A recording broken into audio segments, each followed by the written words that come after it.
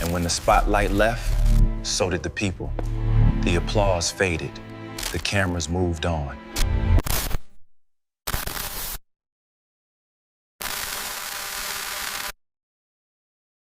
When the spotlight left, what was still there?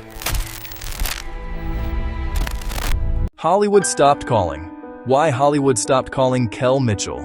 He made an entire generation laugh. The timing, the energy, the physicality, the kind of natural comedic instinct that most entertainers spend a lifetime trying to manufacture.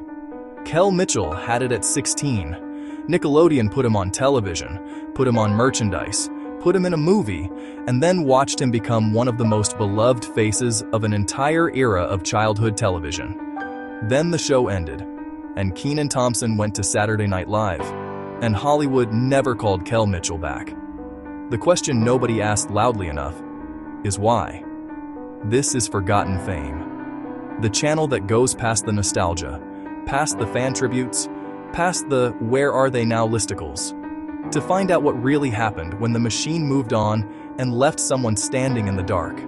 Today, Kel Mitchell. The rise, the split, the silence, and what the industry's treatment of him reveals about how Hollywood has always handled black comedic talent.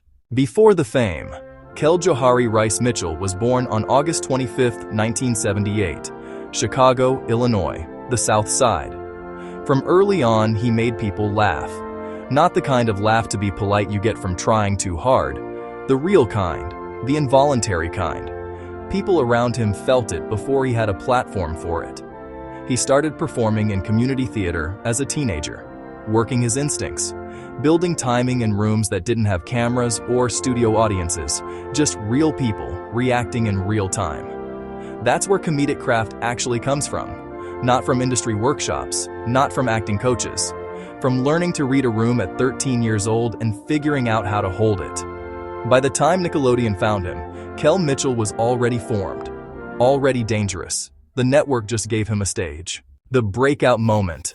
All that launched on Nickelodeon. A sketch comedy show built around young black performers. Raw, chaotic, genuinely funny. Kel Mitchell was 16. He was part of the original cast. And from the moment he appeared on screen, something was immediately clear. This wasn't a kid acting funny. This was a kid who was built for this. His chemistry with Kenan Thompson ignited the whole show.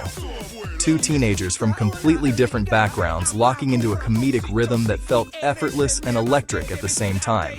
Nickelodeon noticed. They gave them their own show, Kenan and Kel, 1996. 4 seasons, 62 episodes. The orange soda became a cultural moment. Who loves orange soda? Kel loves orange soda. A line so simple it shouldn't have worked, but Kel's delivery made it iconic, and it stayed there, embedded in an entire generation's memory like a fingerprint. Then came Good Burger, 1997, a full feature film built on the chemistry they'd spent 2 years developing. At that point, Kel Mitchell wasn't just a Nickelodeon star, he was a franchise. Life inside the spotlight. For a brief, brilliant window, everything was working. The show was pulling massive ratings. The movie was in theaters. The merchandise was everywhere. Young black kids across America saw themselves in both of them. Loud, creative, funny, and fully realized. That representation mattered more than Nickelodeon's marketing team probably understood at the time. But behind the momentum, the same structural pressures that defined child stardom were already in motion. Long shooting days, network control over image and output, schedules built around production needs, not around the well-being of teenagers, and underneath all of it, a dynamic between Kel and Kenan that the public saw as a partnership, but the industry was already beginning to evaluate separately. 2 people, 1 slot. One machine that could only carry so many people forward at once. The turning point. Kenan and Kel ended in 2000. Kel Mitchell was 21 years old. What happened next is where the paths diverged in a way that defined both careers permanently. Kenan Thompson pursued dramatic training. He built a broader range. He auditioned relentlessly. In 2003, at 25 years old, he joined the cast of Saturday Night Live. he never left. Kenan Thompson is now the longest tenured cast member in SNL history, and Kel Mitchell, one half of the duo that built everything Kenan's platform was launched from, was not part of that next chapter. There were reports of tension, distance, a friendship that had carried the weight of a professional relationship for years and had started to show fractures under that pressure. Both have addressed the subject over time. Confirmed. There was a period of genuine distance between them. Both men have acknowledged it publicly. Confirmed. They eventually reconciled. They've spoken warmly about their relationship in more recent years. What remains unconfirmed is what specifically caused the split during those years.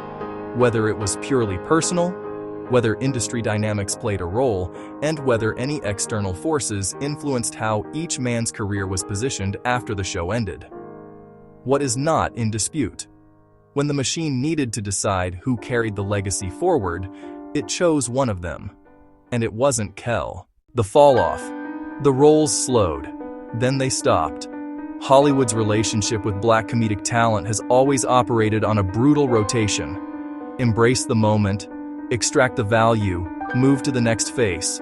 The industry celebrates individuality right up until the point where it becomes inconvenient. Kel Mitchell's particular brand of physical, expressive comedy, the kind that made Kenan Kel work, didn't translate easily into what Hollywood was casting in the mid-2000s. The roles available to him narrowed fast. He appeared in smaller projects, voice work, minor television credits. But the cultural momentum, the Good Burger energy, the all that electricity, none of it converted into a sustained industry presence. Meanwhile, the clips lived on. The internet kept the nostalgia warm. Fans who grew up watching him never forgot. The industry had already filed him under a different category. What really happened behind the scenes? Let's separate what's documented from what's speculative. Confirmed. Kel Mitchell experienced a serious health crisis. He suffered from internal bleeding that required hospitalization. By his own account, it was life-threatening. He has spoken about the experience as a defining moment that reframed everything. Confirmed. He became a born-again Christian and has since served as a youth pastor. His faith became the center of his public identity and personal recovery. Confirmed. He faced financial difficulties during the years following his peak fame. The structures that governed his earnings during the Nickelodeon years did not produce long-term financial security. Alleged, not confirmed, that industry politics around the Kenan and Kel split actively influenced which doors opened for each of them afterward. That the separation wasn't purely personal, but also professional and strategic. Alleged, not confirmed. That Nickelodeon's internal handling of talent from that era contributed to the limited post-show trajectory of multiple cast members. A pattern that connects to the broader institutional questions raised by the documentary evidence about that network's culture.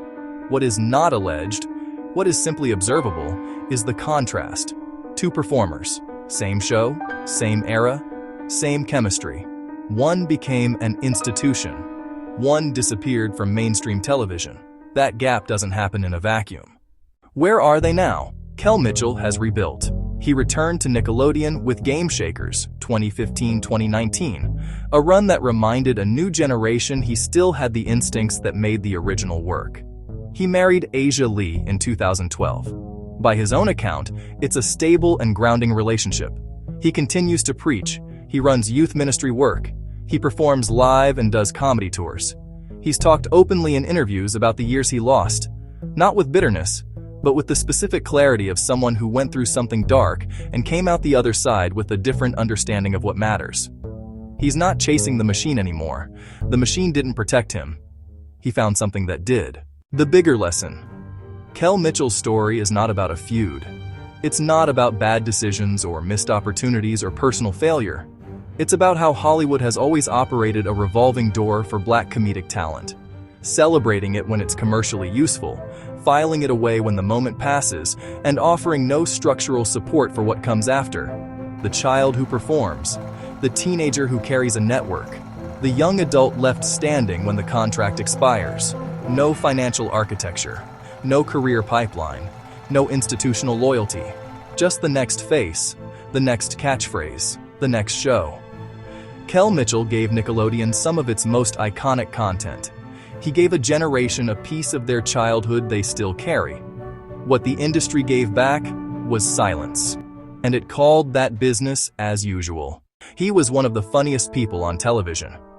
He made it look effortless because he had spent years making it real. He gave the machine everything it asked for: the energy, the timing, the chemistry, the cultural moment. And when the moment passed, the machine moved on. But Kel Mitchell didn't disappear. He rebuilt, quietly, faithfully, on his own terms, in rooms without cameras. The industry stopped calling. He found a different calling. So here's the question we'll leave you with. When the spotlight chooses one person over another, is it really about talent? Or is it about who the machine decides is worth carrying forward? Because if it's the second one, we should be asking who's making that decision and why we keep letting them.